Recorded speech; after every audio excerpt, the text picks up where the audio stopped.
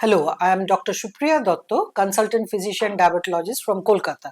Today I am going to give you a brief overview of diabetes and how to manage it. Diabetes is actually a chronic metabolic condition characterized by hyperglycemia or increased glucose resulting from either lack of insulin secretion or insulin action or both.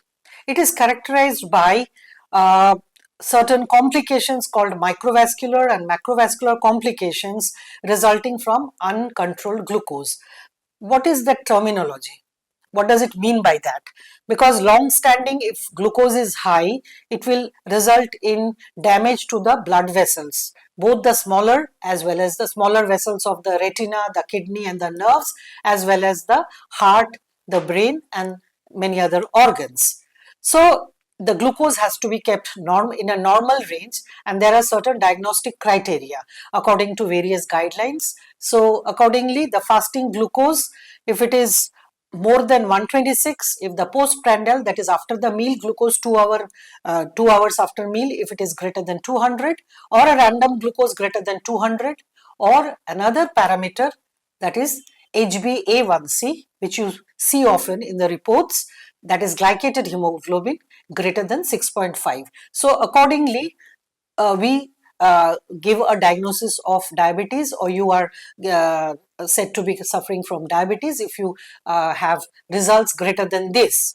So there are various categories. There is a type 1 diabetes which occurs in childhood. It is an autoimmune condition. It is a separate entity where the insulin is totally destroyed, pancreatic beta cells are destroyed, and insulin has to be given from outside. But the majority, 95% people belong to the type 2 diabetes, and which we see the most. And this is actually having a lot number of it is having a heterogenetic condition where hereditary factors as well as environmental factors, that is lifestyle factors, are important. So obesity is coming out in a big way to be one of the factors which is responsible for this type 2 diabetes. Goes side by side, and we term it as diabesity.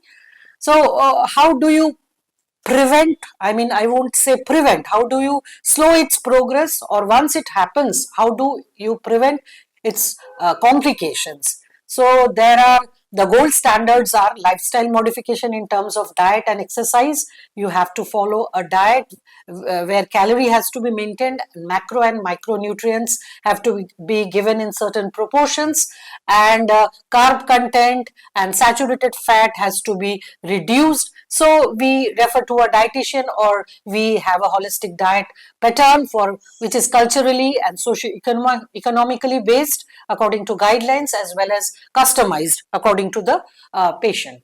So diet, and there are exercises, both aerobic, anaerobic, and this joint flexibility exercise. Apart from that, monitoring of glucose is also one of the important. Once you are on medications and lifestyle, you have to monitor your glucose to have a proper control without variability, without hypoglycemia or low glucose. That is very dangerous.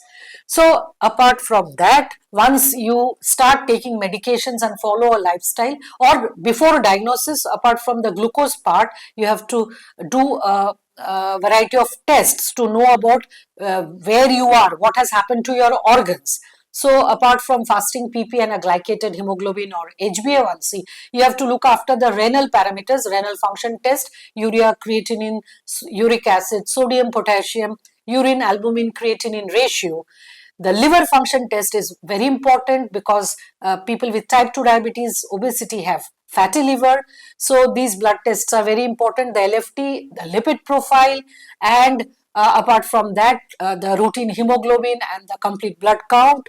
We also go for specialized testing to differentiate between the type of diabetes. As I said about the type 1, we go for estimation of the insulin reserve, that is the C-peptide level, fasting and PP, and also we go for the antibody testing, the GAT65, ZNT8 and others.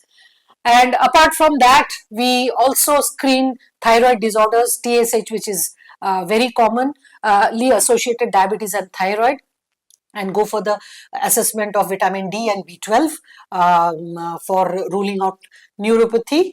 and B12 deficiency, which occurs with long-term use of one of the drugs for diabetes, metformin. So these are things which have to be done either 6 monthly or annually as per your healthcare professional or consultant. And right, you have to follow the diet, exercise, and the medications, and go for the testing, and this will help in a long way to maintain your blood glucose and prevent the complications. There are also some specialized testing apart from the blood biochemistry and the lab.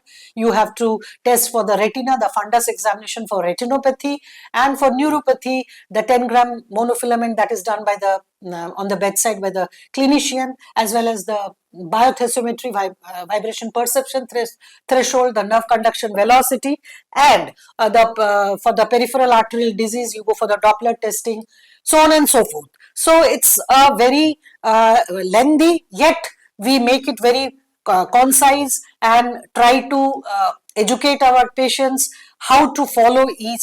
And one more important thing, it's not a one-time affair because it's a chronic condition. You have to visit your doctors routinely at certain times, and you have to follow the guidelines as guided by your physician.